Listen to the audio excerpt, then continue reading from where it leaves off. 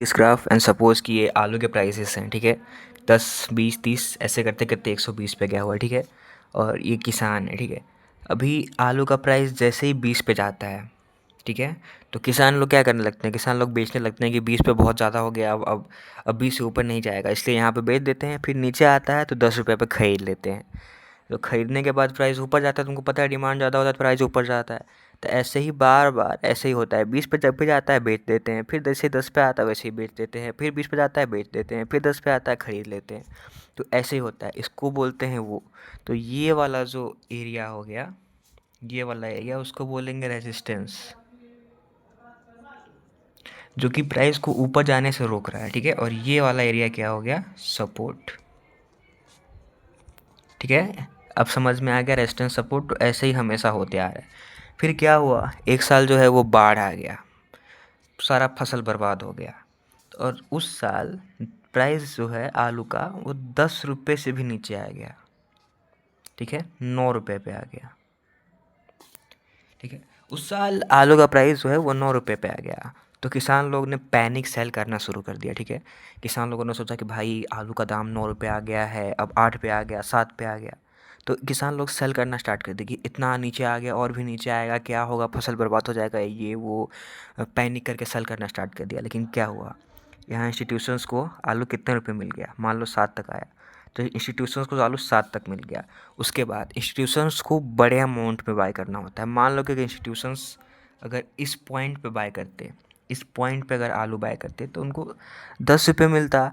उतना ज़्यादा वो उनको सप्लाई नहीं मिल पाता आलू का। क्यों? क्योंकि मान लो कि उनको ख़रीदना है 50,000 टन, 100,000 टन, लेकिन रिटेलर्स के पास बेचने के लिए कितना है, बस 10 टन, 20 टन।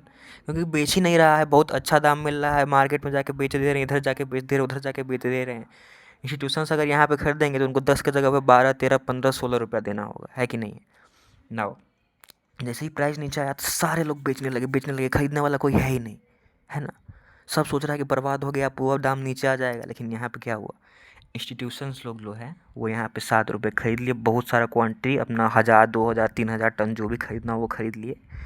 उसके बाद सारे खरीद लिए। उसके बाद धीरे धीरे माहौल शांत हुआ और प्राइस फिर से ऊपर जाने लगा, बूम, ऐसे। कितना तक चला गया, 50 रुपये तक चला गया प्राइस, ठीक है।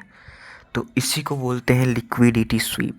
इसके नीचे क्या था, ये जो सपोर्ट था उसके नीचे क्या था, लिक्विडिटी था। लिक्विडिटी मतलब बहुत सारा ऑर्डर्स, बहुत सारा सामान, लिक्विड मतलब एकदम बिल्कुल लिक्विड हो चुका था। वहाँ पे बहुत ज़्यादा वॉल्यूम था, कुछ भी चीज़ जो हम लोग खरीदते बेचते हैं उस टाइप का, ठीक है।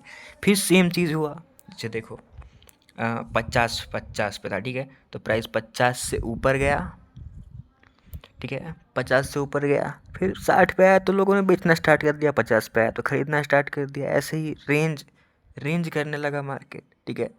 अब एक बार क्या हुआ कि एक साल आलू बहुत ज़्यादा उपज गया, ठीक है। तो जिस साल आलू बहुत ज़्यादा उपजा उस साल प्राइस थोड़ा सा ऊपर चला गया, 61 पे चला गया, ठीक है। तब वो क्या करने लगे, जो सेल क्या बोलते हैं उसको, तो जो रिटेलर्स होंगे ना वो क्या कर रहे होंगे, बोलेंगे नहीं इस साल तो प्राइस 60 के ऊपर भी चला गया है, इस साल और भी ज़्यादा प्राइस बढ़ेगा। तो इंस्टीट्यूशन रिटेलर्स यहाँ पे क्या कर रहे हैं, आलू बाय कर रहे हैं। लेकिन जो बड़े बड़े लोग होंगे वो इंस्टीट्यूशन, उनको बहुत सारा बाय ऑर्डर मिलेगा यहाँ पे, ठीक है। यहाँ पे बस खरीद रहे हैं, खरीद रहे हैं, खरीद रहे हैं। तो इंस्टीट्यूशन लोग जो यहाँ से वो किए होंगे, बाय किए होंगे, वो यहाँ पे जो बहुत सारा ऑर्डर बाय किए होंगे वो यहाँ पे बहुत सारा ऑर्डर जो है इस प्लेस पे सेल कर देंगे। क्यों? क्योंकि उनको बहुत सारा खरीदने वाला मिल रहा है, इसलिए वहाँ पे वो बेच देंगे। यहाँ पे बाय किए, यहाँ पे बेच दी। और कुछ अपना सेल पोजीशन जो तुमको बताया मार्केट में, कि मार्केट में बस बाय ही नहीं होता है, सेल पोजीशन भी बनता है। तो यहाँ से अपना सेल पोजीशन बना लेंगे, बहुत सारा ऑर्डर इनको, क्योंकि बहुत सारे वो खरीदने वाले हैं, तो इंस्टीट्यूशन को बहुत सारा बेचने का ऑर्डर मिल जाएगा, जितना चाहते हैं वहाँ। मान लो कि अगर वो इंस्टीट्यूशंस यहाँ पे अगर बहुत ज़्यादा क्वांटिटी बेचना चाहते तो बेच पाते, ऑब्वियसली नहीं बेच पाते। कोई कोई कहता है कि नहीं हम 60 पे नहीं बेचेंगे, हमको तो 50 पे बेचिए तब लेंगे, लेकिन 50 पे तो लॉस हो जाता। तो इस टाइप से चलता है। तो यहाँ पे जैसे ही ऊपर गया बहुत सारे खरीदने वाले हो गए, इंस्टीट्यूशंस को बहुत सारे खरीदने वाले मिल गए, इसलिए उन्होंने यहाँ से बेच दिया। एंड देन क्या होता है, उसके बाद मार्केट फिर से रिवर्स हो जाता है, ठीक है। क्योंकि अब सारा जो कंट्रोल है रिटेलर्स के हाथ से हट गया है, सारा कंट्रोल अब इंस्टीट्यूशंस के पास है। And then this cycle always continues, ठीक है, ऐसे ही होते रहता है। एक बार अच्छे से देख लो, अब तुम्हें पक्का समझ आ जाएगा सपोर्ट रेजिस्टेंस किसको बोलते हैं, ठीक है। एंड लिक्विडिटी स्वीप किसको बोलते हैं, ये जो चीज़ है ना यहाँ पे, ये इसको बोलते हैं लिक्विडिटी स्वीप।